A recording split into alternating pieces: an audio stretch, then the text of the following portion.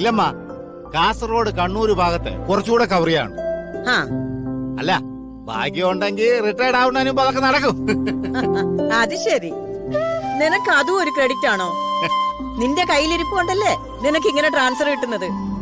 അങ്ങനെ ഉറപ്പ് പറയാൻ പറ്റൂല. ഞാൻ ഉള്ള കാര്യം മുഖത്ത് നോക്കി പറയും. ആരായിരുന്നാലും അണ്ണൻ അറിയാലോ അത് ഉള്ള കാര്യം മുഖത്ത് നോക്കി പറയും. അത് ചിലപ്പോ യാമന്മാർക്ക് ഇഷ്ടപ്പെടില്ല. അതിനാണ് എന്നെ ഇങ്ങനെയായിട്ട് തട്ടണത്. അല്ല, ഇവിടെ ആരാണാവോ ഇനി എന്നെ തട്ടാനായിട്ട്? അതെന്താ ഇന്ന് എന്നപ്പോ SHO ഇല്ലായിരുന്നോ? ഇല്ലേട്ടാ, ഇന്ന് അവര് വന്നില്ലേ, എവിടെ ലീവാണെന്ന് പറഞ്ഞു. ഓ അല്ല, കുട്ടനും സിന്ധുവിനെയും കൂടി ഇങ്ങോട്ട് കൊണ്ടുവരായിരുന്നില്ലേ? ഇവിടെ അടുത്തൊരു വീട് ശരിയാക്കി നിങ്ങൾക്ക് രണ്ടുപേർക്ക് ഒരുമിച്ച് താമസിക്കാലോ. അതൊന്നും ശരിയാവൂല. അവള് വരാനൊന്നുമില്ല. ആദ്യമൊക്കെ എവിടെ ട്രാൻസ്ഫർ ആയി പോയാലും എന്റെ കൂടെ വരുമായിരുന്നു. പിന്നെ ഈ ട്രാൻസ്ഫറിന്റെ എണ്ണം വർഷത്തിൽ 3, 4 ഒക്കെ ആയപ്പോഴും അവക്ക് മനസ്സിലായി. പിന്നെ അവള് പറഞ്ഞ് നാട്ടിൽ തന്നെ നിന്നോളാം. മാസത്തിലുള്ള ലീവെല്ലാം കൂടി എടുത്തിട്ട് ഒരുമിച്ച് അങ്ങ് പോകാനാണ് പറഞ്ഞിരിക്കുന്നത്. നമുക്കങ്ങനെ ആവശ്യത്തിന് ലീവെല്ലാം കിട്ടുമോ? അത് എത്ര പറഞ്ഞാലും മനസ്സിലാവില്ല.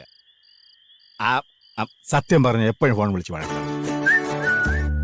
പിന്നെ ഇപ്പൊ എനിക്കത് ശീലമായി. ഇടയ്ക്കിടയ്ക്ക് അവളെ വായിന്ന് എന്തെങ്കിലും കേട്ടില്ലെങ്കിലേ എനിക്കൊരു സമാധാനക്കേടാണ്. ശരിക്കു പറഞ്ഞ ഒരുമാതിരി ശ്വാസം വിട്ടല്ലോ പോലെ. അതൊക്കെ നിങ്ങൾ തമ്മിൽ ഒരുപാട് സ്നേഹിക്കുന്നോണ്ട് തോന്നുന്നതാ. ഏയ്, അങ്ങനത്തെ സ്നേഹമൊന്നുമില്ല. ചില സമയത്ത് പുല്ല കാൽമടക്കടിച്ച് കിണറ്റിലെടുത്തിടാൻ തോന്നുന്നു എനിക്ക്. ഓ അത് ശരി. രണ്ടും നീ തന്നെയല്ലേ പറയുന്നത്?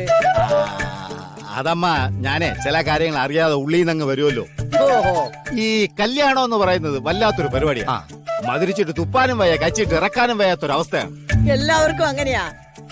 ജീവിതം എന്ന് പറയുന്നതേ കയ്പും മധുരം കൂടി ചേർന്നതല്ലേ? ശരി തന്നെ. വാ, നമുക്ക് കഴിക്കാം. വാ. ഓ വാ.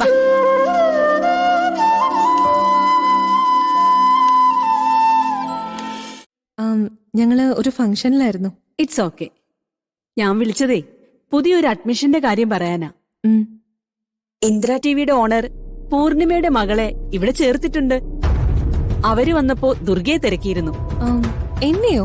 അതെ, ദുർഗയുടെ അനിയത്തിയെ അവരുടെ ചെറിയച്ഛന്റെ മകൻ വിവാഹം കഴിക്കാൻ പോവാണെന്ന് പറഞ്ഞില്ലേ?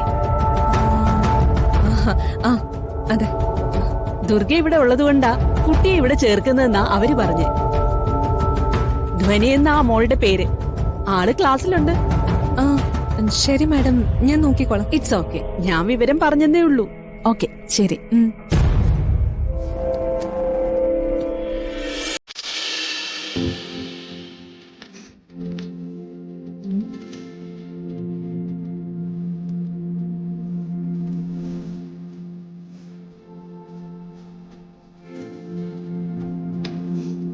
Good morning. ഈ ക്ലാസ്സില് ഒരു പുതിയ കുട്ടി വന്നിട്ടുണ്ടല്ലോ. ആര്?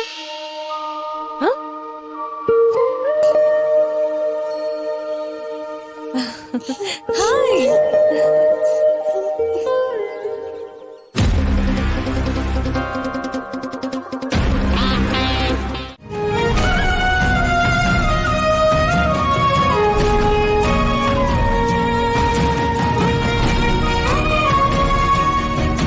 ധ്വനിമോൾക്ക് അച്ഛനോട് വലിയ സ്നേഹാണല്ലേ?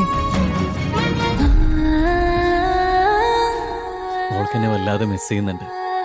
പക്ഷെ ഞാൻ ഇങ്ങനെ വന്ന് മോളെ കാണുന്നൊന്നും പൂർണിമയുടെ ചെറിയച്ചമാർക്ക് ഇഷ്ടമല്ല.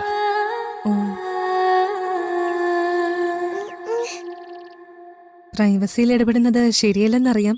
എങ്കിലും ധ്വനിമോളുടെ കാര്യം ഓർത്ത് ചോദിക്കുന്നതാ.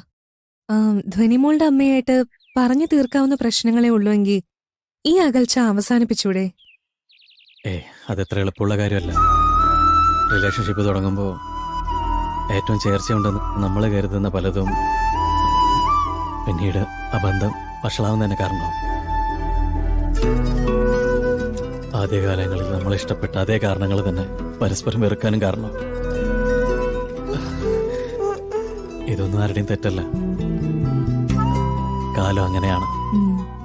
സ്നേഹിക്കുന്നതിനെ വെറുക്കാനും അകന്നതിനെ സ്നേഹിക്കാനും നമ്മളെ പ്രേരിപ്പിക്കും. പൂർണിമ പാവാണ്. അവൾക്ക് ധ്വനിയ ജീവന. എനിക്കും അങ്ങനെ തന്നെയാ.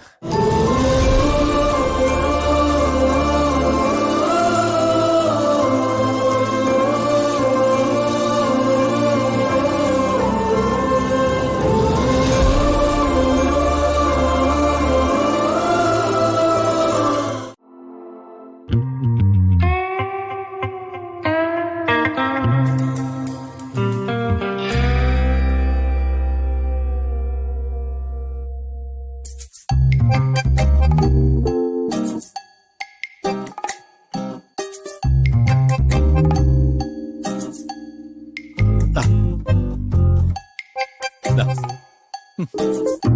ചേച്ചി ദാ.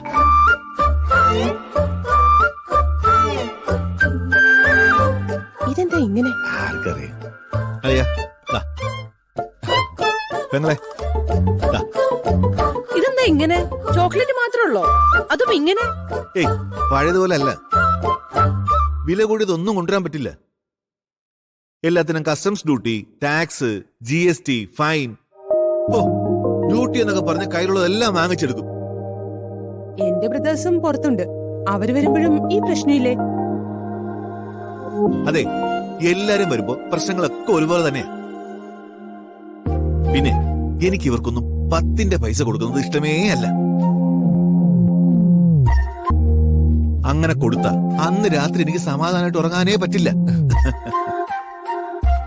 അതെ, ഈ ചോക്ലേറ്റ് കിറ്റൊക്കെ കൊണ്ടുവന്ന അങ്ങനത്തെ ഒരു പ്രശ്നവും ഫേസ് ചെയ്യേണ്ടി വരില്ല. പിന്നെ അതിങ്ങനെ കുറേശ്ശെ തരുന്നത് എന്താണെന്ന് വെച്ചാ, നമ്മളെ ഈ പ്രായത്തിലധികം ചോക്ലേറ്റ് അടിക്കാൻ പാടില്ല. ആ, ഡയബറ്റിക് ആവും.